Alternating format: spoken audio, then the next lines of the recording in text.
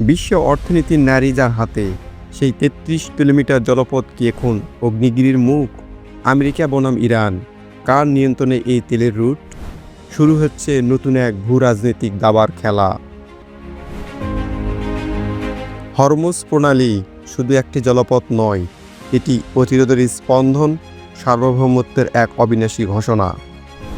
সম্প্রতি আইআরজিসি নৌবাহিনীর উপকমান্ডারের কণ্ঠে বেজে উঠেছে এক স্পষ্ট হুঁশিয়ারি। আকাশ থেকে সমুদ্রের তলদেশ, হরমুজ এখন ইরানের পূর্ণ কর্তৃত্বে। তেহরান বলেছে, এই নিরাপত্তা কারো দয়ার দান নয়, আধুনিক প্রযুক্তি আর বুদ্ধিভিত্তিক নিয়ন্ত্রণে এখন প্রতিটি মুহূর্ত নজরবন্দি।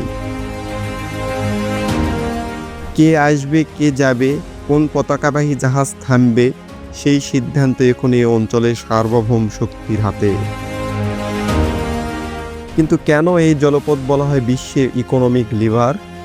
হিসাবটা সহজ, চলুন জেনে নিই।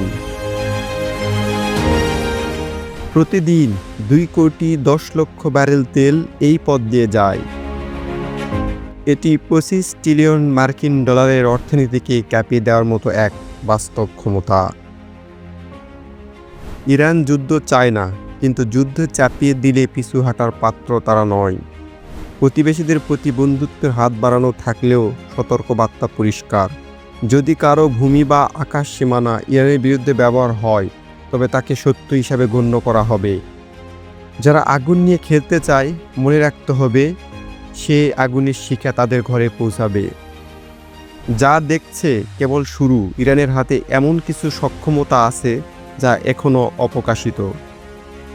হরমুজ কোনো সাম্রাজ্যবাদী খেলার মাঠ নয়, এটি স্বাধীন জাতির প্রতিরোধের দুর্গ। এখানে সিদ্ধান্ত হবে সাহসে, মাথা নত করবে আগ্রাসন। প্রতিরোধ অটল, হরমুজ জাগ্রত।